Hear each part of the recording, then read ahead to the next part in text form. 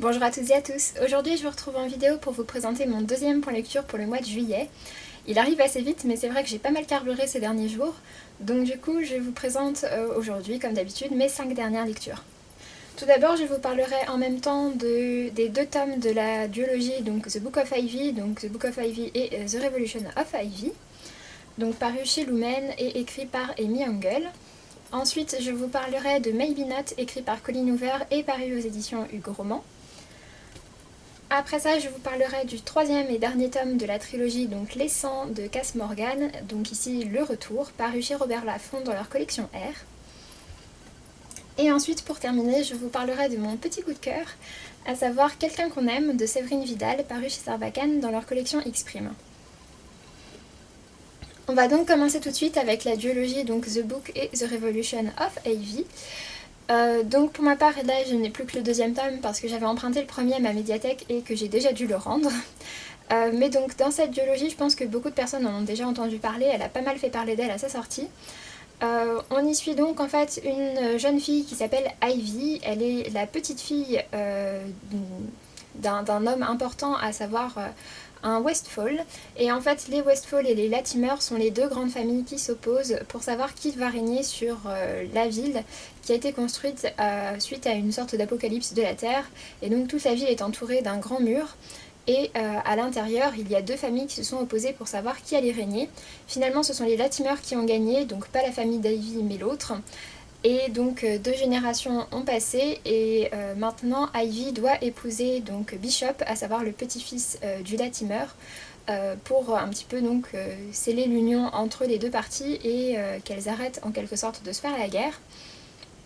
Donc les deux personnages doivent se marier, c'est donc un mariage arrangé auquel Ivy, Ivy n'a pas vraiment très envie de se marier avec Bishop, sauf qu'en plus de ça, en fait, la famille d'Ivy souhaite à tout prix reprendre le pouvoir, donc à savoir son père et sa sœur, vraiment souhaitent plus que tout reprendre le pouvoir, sont prêts à tout pour reprendre le pouvoir. Et donc en fait, Ivy est tout simplement chargée par sa famille de tuer Bishop, son nouveau mari. Et puis ensuite, comme ça, ils pourront tuer donc le père de Bishop et du coup prendre le contrôle sur la ville. Et donc Ivy se retrouve là-dedans, sauf que finalement Bishop se révèle ne pas du tout être conforme à ce qu'on lui en avait dit, à savoir que finalement c'est un jeune homme qui, en plus d'être pas mal physiquement, est surtout très attentionné envers elle, vraiment très sympa, il a envie de la découvrir, il lui laisse son temps. Enfin, c'est vraiment un personnage masculin très très sympathique. Et donc Ivy se retrouve un petit peu partagée puisque finalement Bishop est beaucoup plus sympa avec elle que n'ont toujours été sa famille. Et en même temps, elle n'a pas envie de trahir sa propre famille. Donc elle hésite un petit peu entre les deux, elle n'a pas très envie de tuer Bishop, elle ne comprend pas trop pourquoi est-ce qu'il faudrait qu'elle tue cet homme qui est innocent et qui en plus est plutôt très sympathique et qui même n'est pas tout à fait d'accord avec les idées politiques de son père. Donc franchement pour Ivy, elle n'est pas tout à fait d'accord avec ça, elle n'en a pas très envie. Et donc du coup voilà, dans le premier tome on retrouve Ivy qui est vraiment face à cette hésitation, ce dilemme entre les deux, est-ce qu'elle doit choisir sa famille ou son nouveau mari. Et puis après le deuxième tome lui ressemble un petit peu plus à un tome de survie on va dire. Et pour ma part j'ai vraiment préféré le second tome, contrairement à la plupart des personnes qui avaient eu un coup de cœur pour le premier tome et qui ensuite avaient moins aimé le second tome. Pour ma part, je n'ai eu un coup de cœur clairement pour aucun des deux. J'ai trouvé que les histoires étaient un petit peu trop prévisibles, que je m'y attendais un petit peu à tout ce qui s'y passait. Je les ai lus très rapidement mais sans pour autant être complètement passionnée par mon histoire. Et du coup j'ai plutôt préféré le second tome qui ressemble plus à de la survie que le premier tome, et surtout parce que dans le premier tome vraiment Ivy passe son temps à hésiter entre les deux camps, et pour ma part de manière générale les personnages qui hésitent beaucoup ont tendance à un petit peu me gonfler.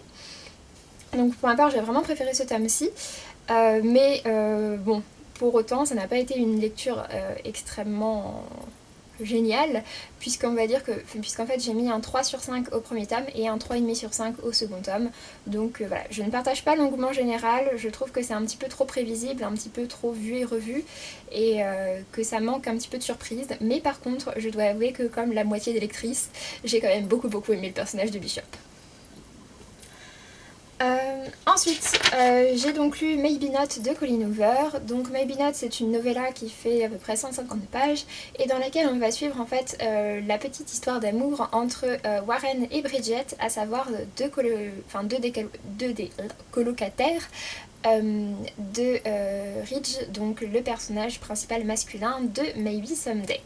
Maybe Someday avait été un gros coup de cœur pour moi, je l'avais lu donc en décembre.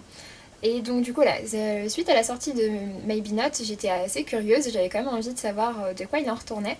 Donc par contre je l'ai lu en format numérique, donc je ne l'ai pas en papier avec moi.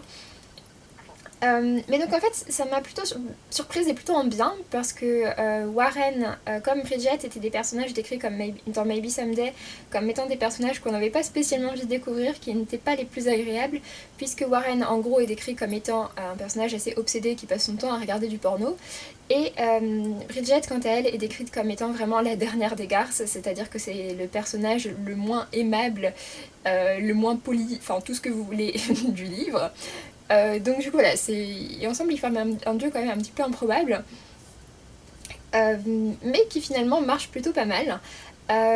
Donc pendant tout le livre, on va suivre le point de vue de Warren, et peut-être tant mieux, parce que je pense que le point de vue de Bridget aurait été un petit peu énervant. Donc on suit le point de vue de Warren, et finalement c'est une histoire qui est plutôt sympathique. On découvre deux personnages avec des passés plus lourds que ce qu'on pensait, et qui vont un petit peu rentrer au début dans une sorte de sex friend, et puis finalement ils vont commencer à développer vraiment des sentiments l'un pour l'autre. Donc pour ma part ça a été un tome qui m'a plutôt bien plu, auquel j'ai mis un 4 sur 5, donc ce qui est plutôt une bonne note.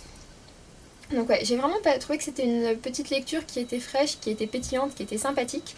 Mais bon voilà, c'est quand même assez court, donc il n'y a pas non plus la place pour en faire des caisses. Mais finalement c'est pas plus mal, parce que du coup ça évite un petit peu les côtés très mélodramatiques qu'on retrouve souvent dans la new romance, et qui pour ma part me plaisent pas des masses. Et donc voilà, du coup on a une histoire sans trop de mélo, sans trop de facilité, et puis qui est plutôt sympathique, avec des personnages qui sont aussi plutôt sympathiques finalement, contre toute attente. Donc ça m'a vraiment plutôt bien plu. Ensuite, j'ai donc lu Les 100, le retour, donc le troisième et dernier tome de la trilogie Les 100 de Cass Morgan, paru chez Robert Laffont dans leur collection R. Dans le premier tome, en fait, on retrouvait donc 100 jeunes adolescents qui sont envoyés sur la Terre un petit peu en sorte de cobaye, puisqu'en fait la Terre a subi des énormes irradiations, donc toute la Terre est complètement radioactive, plus personne ne peut y habiter, et du coup les personnes qui ont réussi à s'enfuir sont parties se réfugier dans l'espace à bord de la colonie, et en fait ils décident d'envoyer 100 jeunes adolescents condamnés à mort a priori sur Terre pour un petit peu tester, voir si c'est habitable ou pas. Du coup voilà, c'est ce qu'on suivait vraiment dans les deux premiers tomes. Dans le troisième tome, suite à un petit souci, les 100 vont devoir être rejoints par une partie de la colonie. J'ai bien aimé ce dernier tome, même si c'est vraiment pas celui que j'ai préféré. J'ai largement préféré le tome 2. Dans ce tome-ci, j'ai trouvé que c'était un petit peu dommage, parce que je trouve que la fin est un petit peu bâclée, que c'est un petit peu trop rapide, que ça prend quelques facilités. Pour moi, il y avait quelques défauts dans ce tome-ci. Je trouve que les événements étaient un petit peu prévisibles. J'ai trouvé aussi que finalement il y avait beaucoup de blessés, que c'était un tome qui était très sombre, pour finir sur une fin qui était plutôt joyeuse, et peut-être un petit peu trop joyeuse à mon goût. J'ai trouvé également, ce qui m'énerve toujours un peu, qu'il y avait un personnage méchant qui devenait un peu trop gentil. Voilà, il y a quelques petits trucs comme ça qui m'ont moyennement plu dans ce tome-ci. Mais après ça reste quand même une histoire assez captivante, et globalement c'est une trilogie que j'ai vraiment bien aimé lire, et du coup je suis très contente maintenant de pouvoir attaquer la série, parce que là c'était mon but, je voulais vraiment finir la trilogie avant d'attaquer la série, et donc du coup maintenant je vais pouvoir la commencer, et je trouve vraiment que, enfin je suis vraiment très contente qu'ils en aient fait une série, parce que je trouve que c'est un livre qui s'y prête très bien. On suit beaucoup de personnages, et même il y en a encore plus qu'on a envie de découvrir un petit peu plus, les rebondissements et tout ça sont intéressants, donc du coup voilà, j'ai très hâte de voir ce que ça va donner en série. Et du coup celui-ci par contre je lui ai mis un 3,5 sur 5. Et ensuite donc pour terminer, Le petit donc Quelqu'un qu'on aime de Séverine Vidal, paru chez Sarbacane dans la collection X-Prime. C'est un livre qui me tente quasiment depuis sa sortie, puisque j'ai vu la vidéo de Audrey, donc Le Souffle des mots, qui en avait parlé et qui avait eu un petit coup de cœur pour ce livre. Et voilà, je dois dire que je comprends complètement.